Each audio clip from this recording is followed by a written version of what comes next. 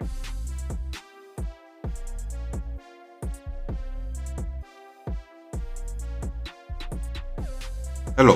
welcome to the Reframing Mindset podcast. We are clear my head of the thoughts that are preventing clarity, practice my speech, among other things. Episodes range from informative knowledge to funny stories about my experiences, and in the future, maybe include interviews. So subscribe and enjoy. Episodes drop every other day.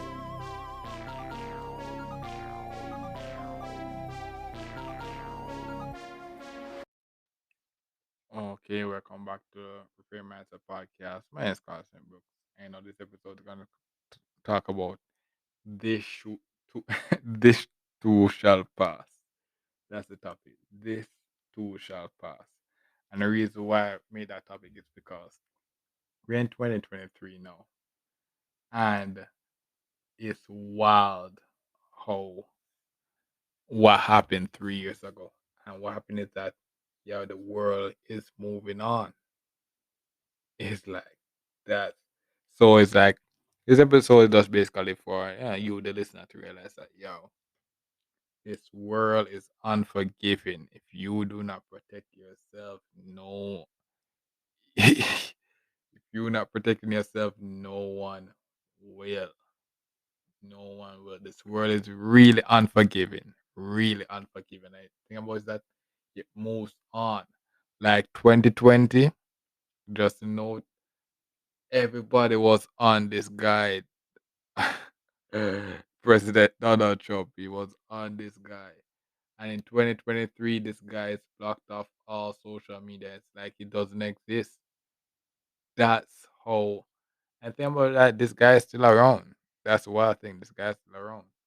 But it's like, yo, people make the company made the executive decision to just remove this guy off the platform. It's like this guy doesn't exist. That's how the world quickly moves on from people, bro. Even though it still have support and stuff like that, it's still around and still building up his base. But that's to show it, like, yo, like this episode to show that even the baddest period they give it pass. The the worst period in your life, it does pass. You have to actually can push through. You have to push through it. And it is not to say, okay, you're going to push through successfully or not, because this is not a optimistic episode. Be like, oh yes, if you push, no, we can't tell because 2020 people died. It- 2020 was a tragic year. Was a tragic year. Like, I mean, 2023 now, so I can, there's no beating around the bush now. It's like it was a very tragic year, bro. Lot of things went wrong that should have went wrong. It was a tragic year, but people had to move on. We had to move on. And the thing about it is that one thing I realized from that year was that you have to actually actively take care of yourself. Like, there's a lot of things that never had to go bad if people were caring for each other. But the thing about that, this world, nobody cared for each other that year. That year, there was a lot of people just trying to be for themselves. Yeah, I think even me included, maybe. Even me included, maybe. I had to be. But even though I was spending for myself, I had my priorities. What happened was 2020 got my priorities straight. I was trying to build up myself, but 2020, death is real. Kind of put in perspective to make me realize while I'm building myself, I know what is important. What is more important than all those stuff that I want to do? The family time. Like, I realized, okay, my family won't be here forever. I may not be here forever. It's like those stuff. I realized that, certain experiences are more valuable, and and that's the thing. That's the thing you see in the real world. And what happened is that I'm doing this work, and it's work. You have people that, I'm talking from people all walks of life, all walks of life, and these people lost people. I'm talking to some people that are very elderly, and they have lost people, and they had to move on. And some of them sound happy. Some of them I talk to them and they're crying because they just lost someone. It's like, yo, I just encourage them to just try to move on. But I know how real it is. So this episode is just a real episode. It's like, yo, life moves on. Life doesn't care. It moves. It moves on. So it's up to you to say if you're going to try to move on with life, or you're going to just stand here and just make life move wipe you out, because what life doesn't care, it's just gonna wipe you out and move on. And then when you realize that, now you understand, okay, it's up to me to save myself, it's up to me to become the person I want to be. So that's the first thing. And the second thing is, when you realize that, is to put your priorities in order. That's the next thing we're going to realize, is that it's one thing to say, okay, if the world doesn't care about me, so I don't care for the world or stuff like that. But there are certain things in the world that you may care about. So you have to say, okay, this world don't care about me, but there are certain things in the world that does care for me. So I'm gonna spend my time to water that, because if I water that, I'll try it will last for longer. And that's what I did in 2020. I basically focused. I say, okay, yo, a lot of things was going wrong, but certain things I learned, and then I got my priorities straight. I got my priorities straight, even though there was a lot of trials and tribulations. Like, yeah, there was a lot of betrayal, heartbreak, and stuff like that. Not their fault, not, but it was just me. It was me. What happened was 2020. I was very blind. I was very blind, and so I was poor. I was poor as a joke, and blinded by ah lust and love and all those stuff. So it's like it was two things killing me at the same time, bro. Two things killing me at the same time. So I had to be focused to really keep put things in priority, make sure that, okay, this is the priority. So while the lust and stuff may come, and blind and all this stuff, I remember that, okay, these are the priority, family, myself and stuff like that. So that was what kind of got me this far. My ability to just basically separate. Um, it was my ability. It wasn't me really. It was thanks to my family that basically I started the journey, but it was my family that basically supported me to really get me out of that rut, and then I was able to actually do it myself and stuff like that. So it was thanks to there um was a coordinated effort, and because I was able to be in competent mind now, I was in the ability to kind of support them in whatever way I could. Meanwhile, focusing on myself, and that was what I mean in putting your priorities in order.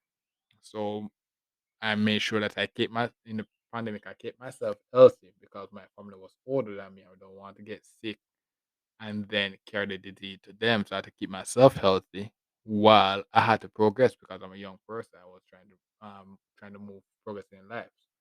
So if I just stay there, I would just in 2023 I would be nowhere.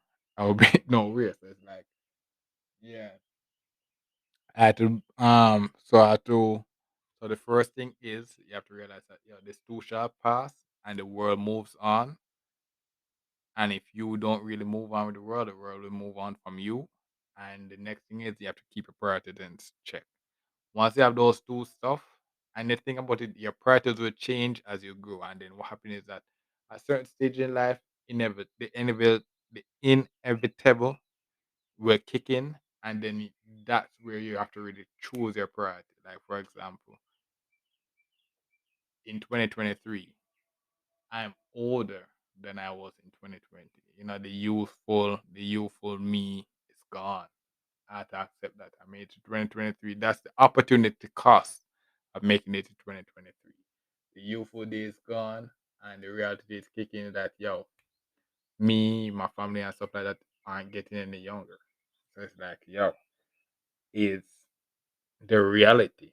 Like, if I'm at work with new generation of people. That's a reality. So it's like, yo, with that, I have to know focus. My priorities change from what I back then. Back then, there are certain things that are still the same, but now I have a new understanding of what this phase of life is. And it's going to be very hard because I know the inevitable, but I understand my phase now, and because I understand the phase now, it won't lighten the burden. It won't make it easy or anything like that. It won't make it easier or not. But every day I woke up, kinda expecting it. And the thing was that I've been, my family, one of my brother, it kinda, it was a reality, and it's a lot of things happened in 2020 that basically say that was preparing me every day. But the thing about it is that until it reached that point, there's nothing like it. Yeah. You can say, okay, I'm ready, I'm ready, I'm ready. But when death hits you, when you lost someone or something like that, there's nothing that can prepare for it because it's set in stone. Death is set in stone. There's no coming back. There's no coming back. That's how real it is. There's no coming back. So it's like when you think of that, like for example, the Bible says it as well. Death is the destiny for us all. The living should take this to heart. That verse is as real as it gets. Like, death is the destiny for us all, as far as we know. So you listening right now and you alive have to cherish the moments that you're alive because you never know when it's gonna go out. That, that's the thing. So it's a grim episode, but it's a very positive one as well. Moral is the bad times will pass on, and if you want to reach the good great times, you have to actually actively put yourself in good position to take yourself out of the bad times so that when the good time do come, you're ahead of the game. That's what I had to do. That's why I reach where I'm at now. Because when the bad times were here, I I just focus on actually taking myself out of the bad times so that when the good time comes, I can't say the good times are here as yet. We're still not in the good times, but I'm still progressing because I have to just remember that okay, life moves on. Life moves on. Life doesn't care about you. It moves on. I have to just keep my priorities in check and then focus on what I need to do to progress. And that's the formula that really got me this far. And this is not a pro formula or anything like that.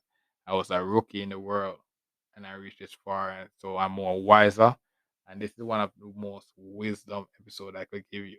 Like that's this episode is my wisest episode. I think it will be the wisest episode ever. Like this life moves on.